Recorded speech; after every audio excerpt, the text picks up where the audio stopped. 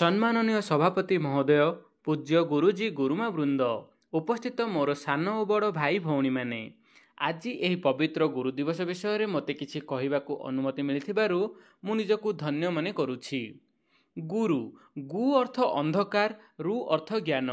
ଅନ୍ଧକାରରୁ ଯିଏ ଆମକୁ ଜ୍ଞାନ ଦେଇଥାନ୍ତି ସେ ହିଁ ହେଉଛନ୍ତି ଗୁରୁ। ସେଥିପାଇଁ କୁହାଯାଇଛି ଗୁରୁ ବ୍ରହ୍ମା ଗୁରୁ ବିଷ୍ଣୁ ଗୁରୁଦେବ ମହେଶ୍ୱର ଗୁରୁ ସାକ୍ଷାତ୍ ପରମ ବ୍ରହ୍ମ ତସ୍ମୈ ଶ୍ରୀ ଗୁରୁବେ ନମଃ। ସମଗ୍ର ଭାରତବର୍ଷରେ ସେପ୍ଟେମ୍ବର ମାସ 5 ତାରିଖରେ ଗୁରୁ ଦିବସ ପାଳିତ ହୁଏ। ଏହି ଦିବସଟି ଭାରତର ପୂର୍ବତନ ରାଷ୍ଟ୍ରପତି ଡକ୍ଟର ସର୍ବପଲ୍ଲୀ ରାଧାକ୍ରିଷ୍ଣନଙ୍କର ଜନ୍ମ ଦିବସ। ଏହି ଦିନ ଭାରତର ମହାନ ଗୁରୁ ରାଧାକ୍ରିଷ୍ଣନ ଜନ୍ମ ହୋଇଥିଲେ। ଡକ୍ଟର ସର୍ବପଲ୍ଲୀ ରାଧାକ୍ରିଷ୍ଣନ 1888 ମସିହା ସେପ୍ଟେମ୍ବର ମାସ 5 ତାରିଖରେ ମାଡ୍ରାସର ତିରୁତାନି ଗ୍ରାମରେ ଜନ୍ମଗ୍ରହଣ କରିଥିଲେ। ତାଙ୍କ ପିତାଙ୍କ ନାମ ଥିଲା ବୀରସ୍ୱାମୀ। ସେ ଜଣେ ପୁରୋହିତ ଥିଲେ। ଡକ୍ଟର ସର୍ବପଲ୍ଲୀ ରାଧାକ୍ରିଷ୍ଣନ ମାନ୍ଦ୍ରାଜ ବିଶ୍ୱବିଦ୍ୟାଳୟଠାରୁ ଦର୍ଶନ ଶାସ୍ତ୍ରରେ ପ୍ରଥମ ଶ୍ରେଣୀରେ ପ୍ରଥମ ହୋଇ MA ପାସ୍ କରିଥିଲେ।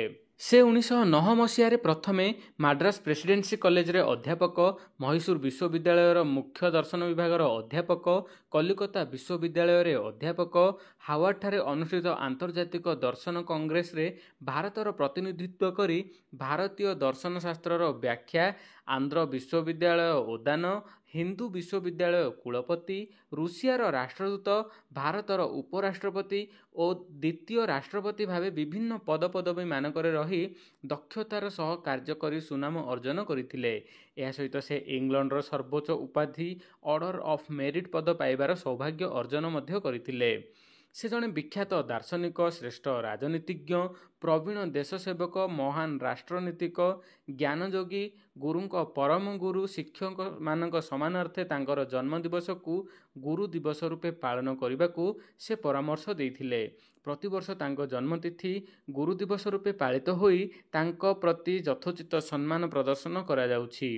ଆସନ୍ତୁ ଆଜି ତାଙ୍କର ପବିତ୍ର ସ୍ୱନକ୍ଷତ୍ର ଦିବସରେ ଶିକ୍ଷାକୁ ସାର୍ବଜନୀନ କରିବା, ଅଜ୍ଞତା ଲୋପ କରିବାକୁ ବଜ୍ର ଶପଥ ନେବା, ତାଙ୍କରି ଆଦର୍ଶ, ଚିନ୍ତାଧାରା ଓ ନୈତିକ ଶିକ୍ଷାକୁ ଉଚ୍ଚ ସମ୍ମାନ ଦେଇ ଜ୍ଞାନାଲୋକ ବିତରଣ ପୂର୍ବକ ନିରକ୍ଷରତାର ବ୍ୟାଧିକୁ ସମାଜରୁ ହଟାଇବା ସଙ୍ଗେ ସଙ୍ଗେ ଦେଶ ଗଠନରେ ଜଣେ ଜଣେ ଆଦର୍ଶ, ଦାୟିତ୍ୱବାନ ଓ କର୍ତ୍ତବ୍ୟନିଷ୍ଠ ନାଗରିକ ଭାବରେ ନିଜକୁ ଗଢ଼ି ତୋଳିବାରେ ମନୋବଳ ସୃଷ୍ଟି କରିବା।